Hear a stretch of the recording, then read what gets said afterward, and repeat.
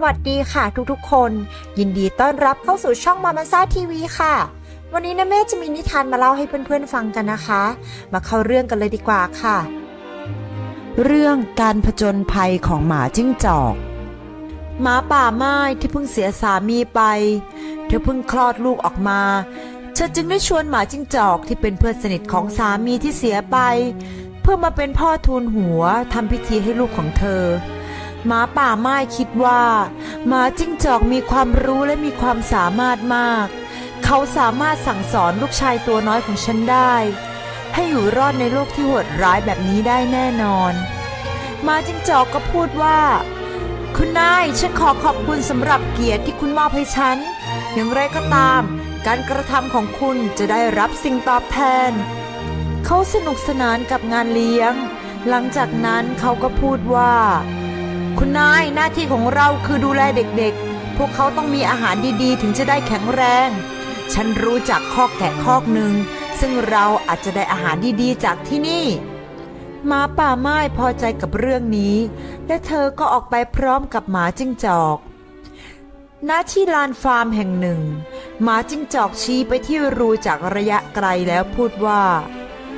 คุณสามารถคลานเข้าไปที่นั่นได้โดยไม่มีใครเห็นและระหว่างนี้ฉันจะดูอีกด้านหนึ่งเพื่อดูว่าฉันจะไปหยิบไก่มาเพิ่มอีกสักตัวได้หรือไม่อย่างไรก็ตามหมาจิ้งจอกไม่ได้ไปที่นั่นแต่นั่งลงที่ทางเข้าป่ามันเหยียดขาและนอนพักผ่อนหมาป่าไม้มุดตัวเข้าไปในคอกแกะแต่กลับเจอหมาตัวหนึ่งนอนเฝ้าอยู่ที่นั่นและมันเห่าเสียงดังจนชาวนาวิ่งออกไปจับหมาป่าไม้แล้วนำถ่านเผาไฟซึ่งเตรียมไว้มาสาดใส่ผู้บุกรุกในที่สุดหมาป่าไม้ลากสังขารตัวเองที่บาดเจ็บหนีออกมาจนได้หมาจิ้งจอกที่รออยู่ที่นั่นแซงทำบ่นและพูดว่าโอ้คุณนายฉันก็เจ็บหนักเหมือนกันชาวนาทุบตีแขนขาของฉันถ้าท่านไม่อยากให้ข้านอนตายอยู่ที่นี่ท่านต้องช่วยพาข้าออกไปนะหมาป่าไม้ที่บาดเจ็บและอ่อนล้าเธอยังคงเป็นห่วงหมาจิ้งจอกเธอขึ้นแบกหมาจิ้งจอกมาบนหลังและพามันกลับบ้านอย่างปลอดภัยในที่สุดแต่ทว่าหมาจิ้งจอกกลับเยาะเย้ยเธอว่าลาก่อนนายหญิงขอให้ทุกอย่างที่คุณทำมานั้นเป็นผลดีแก่คุณฮ่าฮ่าฮ่าฮ่ามันหัวเราะอย่างสะใจแล้วกระโดดหนีไปจากนั้นหมาป่าไม้ก็ได้แต่มองเหตุการณ์อย่างงุนงงหลายวันต่อมาชาวนาคนหนึ่งมีม้าที่ซื่อสัตย์ตัวหนึ่งซึ่งแก่แล้วและไม่สามารถทำงานได้อีกต่อไปดังนั้นชาวนาจึงไม่ให้ม้ากินอะไรอีกต่อไปและพูดขึ้นว่าฉันไม่สามารถใช้ประโยชน์จากแกได้อีกต่อไปแล้วแต่ฉันก็ยังหวังดีต่อแก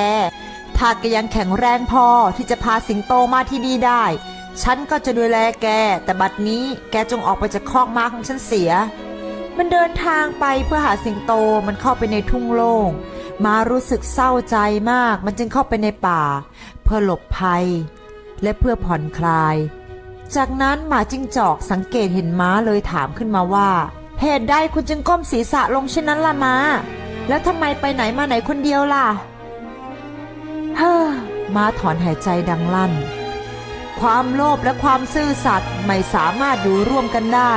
นายของข้าลืมไปแล้วว่าข้าได้ทำงานอะไรให้เขามาตลอดหลายปีและเพราะว่าข้าไม่สามารถวิ่งได้ดีเหมือนเดิมเขาจึงไม่ให้อาหารข้าอีกและไล่ข้าออกไปม้าจิ้งจอกถามต่อไปว่าไล่ออกโดยไม่ให้โอกาสเจ้าอย่างนั้นหรือม้าตอบกลับไปว่าโอกาสนั้นมีแต่มันยากมากเขาบอกว่าถ้าข้ายังแข็งแรงพอที่จะเอาสิงโตมาให้เขาได้เขาก็จะดูแลฉันต่อแต่เขาก็รู้ดีว่าการทำอย่างนั้นไม่ได้หมาจิ้งจอกจึงพูดต่อว่าฉันจะช่วยคุณแค่นอนลงเหยียดตัวออกราวกับว่าคุณตายไปแล้วและอยากขยับม้าก็ทำตามที่หมาจิ้งจอกต้องการทั้งหมดหมาจิ้งจอกก็ไปหาสิงโตซึ่งถ้ำของมันก็อยู่ไม่ไกลนักและพูดว่ามีม้าที่ตายแล้วนอนอยู่ข้างนอกนั่นมากับฉันเจ้าสิงโตฉันจะหาอาหารมื้อใหญ่ให้คุณเองสิงโตได้ยินดังนั้นก็เดินตามหมาจิ้งจอกออกไปและเมื่อทั้งสองยืนอยู่ข้างม้าที่นอนนิ่งอยู่หมาจิ้งจอกก็พูดว่าที่นี่ไม่สะดวกสำหรับท่านมากนัก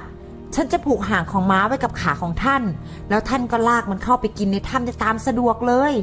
คำแนะนำนี้ทำให้สิงโตพอใจเป็นอย่างมากเขานอนลงเพื่อให้หมาจิ้งจอกผูกหางของม้าไว้กับขาของสิงโตแล้วมันก็มัดจนแน่นให้มั่นใจว่าจะไม่สามารถใช้กำลังแกะออกได้เมื่อเสร็จภารกิจแล้วม้าจิ้งจอกก็ตบไหล่ของม้าแล้วพูดว่า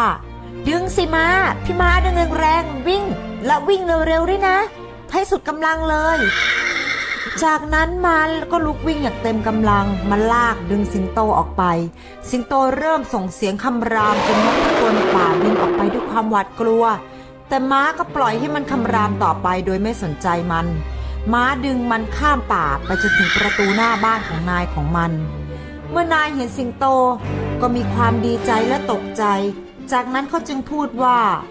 เจ้าม้าเจ้าจงอยู่กับเราเถอะอย่าไปไหนอีกเลยนับจากนี้ตลอดไปแล้วเขาก็ให้อาหารมันจนกระทั่งมันสิ้นอายุไขของมันในที่สุดมีเรื่องเล่าหนึ่งเกิดขึ้นครั้งหนึ่งนานมาแล้วหมาจิ้งจอกมาถึงทุ่งหญ้าซึ่งมีห่านอ้วนท้วนอยู่ฝูงหนึ่งมันยิ้มและมองที่ห่านและพูดว่าฉันมาทันเวลาพอดีพวกคุณนั่งอยู่อย่างสง่างามมากเลยเพื่ออะไรรู้ไหมเพื่อฉันน่ะจะได้กินพวกคุณทีละตัวทีละตัวยังไงล่ะ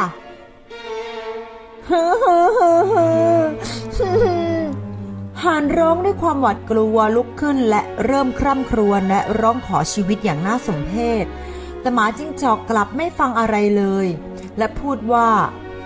ไม่มีความเมตตาอะไรใดๆทั้งนั้นฉันจะกินพวกเธอเดี๋ยวนี้ล่ะในที่สุดหนึ่งในห่านพวกนั้นก็ทำใจได้และพูดว่าเมตตาพวกเราเถอะนะพวกเราจะยอมสละชีวิตที่ยังเยาว์วัยของเราแต่ท่านช่วยแสดงความเมตตาต่อเราและปล่อยให้เราอธิษฐานอีกสักครา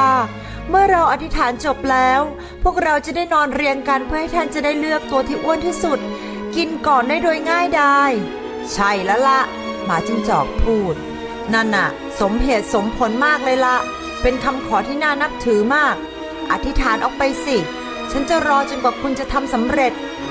จากนั้นห่านแรกก็เริ่มอธิษฐานยาวๆโดยพูดว่ากาบกาบกาบกาบกาบกาบกาบกาบและในขณะที่เธอร้องกาบกาบอย่างไม่มีที่สิ้นสุดคนที่สองก็ไม่รอและเปล่งเสียงต่อด้วยว่ากาบกาบกาบกาบกาบกาบกาบกาบตัวที่สามและสี่ก็ตามเธอไปและในไม่ช้าผู้ห่านก็ส่งเสียงหัวเราะพร้อมกันจนถึงทุกวันนี้ฝูงห่านก็ยังคงอธิษฐานเรื่อยมาและร้องว่ากับกับกับกับกับกับกับกับกับจากนั้นพวกมันก็ไม่เคยหยุดอธิษฐานอีกเลยกาบกาบเมื่อหมาจิ้งจอกเห็นว่าตนเสียท่าแก่ฝูงห่านนี้เข้าแล้วจึงได้เดินจากไปในเวลาต่อมาแมวได้พบกับหมาจิ้งจอกในป่าโดยบังเอิญแมวคิดกับตัวเองเสมอว่าหมาจิ้งจอกช่างฉลาดเปี่ยมด้วยประสบการณ์และน่านับถือมากๆเลยแมวพูดกับเขาอย่างเป็นมิตรสวัสดีคุณจิ้งจอกคุณเป็นยังไงบ้างคุณผ่านฤดูกาลอันแสนหนาวนี้ไปได้อย่างไรกันหมาจิ้งจอกมาแสดงอาการท่าทางที่เต็มไปด้วยความมั่นใจและด้วยความเย่อหยิ่งเขามองดูแมวตั้งแต่หัวจรดเท้าจากนั้นหมาจิ้งจอกถามแมวว่าโอ้เจ้าแมวผู้น่าสงสารเจ้าหัวล้านเจ้านักกินหนูเจ้าคิดอะไรอยู่เนี่ยที่กล้าจะถามฉันมาได้ถามฉันมาได้อย่างไรกันคุณอยากเรียนรู้อะไรกันหรือว่าทักษะอะไรก็บอกมาเลยแมวตอบกลับทันทีว่าฉันมีทักษะแค่หนึ่งอย่างหมาจิ้งจอกถามว่ามันคือทักษะอะไรที่แกมีน่ะแมวตอบว่าเมื่อหมาล่าเนื้อตามล่าฉันสามารถกระโดดขึ้นไปบนต้นไม้และเพื่อเอาตัวรอดได้หมาจิ้งจอกถามกลับไปว่านั่นน่ะหมดแล้วหรือฉันเป็นปรมาจารย์หลายด้านมีทักษะนับร้อยและมีไหวพริบในการต่อรองคุณทำให้ฉันเสียเวลามากับฉันสิฉันจะสอนว่าจะหนีจากหมาล่าเนื้อได้อย่างไรทันใดนั้นนายพรานพร้อมหมาล่าเนื้อ4 ตัวก็มาจากนั้นแมวก็รีบกระโดดขึ้นไปบนต้นไม้อย่างว่องไวโดยมีกิ่งก้านและใบไม้บังเธออยู่หนีเร็วหนีเร็วแมวร้องบอกเขาแต่ทว่าก็ไม่ทันเสียแล้ว มาล่าเนื้อ4 ตัวก็จับตัวหมาจิ้งจอกเอาไว้ได้ และรุมกัดมันจนตายไปไม่นะคุณหมาจิ้งจอกแมวร้องถ้าคุณไม่มีทักษะคุณก็อย่ามาขี้อวดอย่ามาอยู่ในทักษะนับร้อยของคุณเลย ถ้าคุณไม่พูดแบบนั้นคุณก็คงไม่ตายเช่นนี้หรอกและแล้วการผจญภัยของหมาจิ้งจอกผู้รอบคอบมาทั้งชีวิตก็ต้องจบลงเพราะความอยากโอ้อวดเพียงครั้งเดียว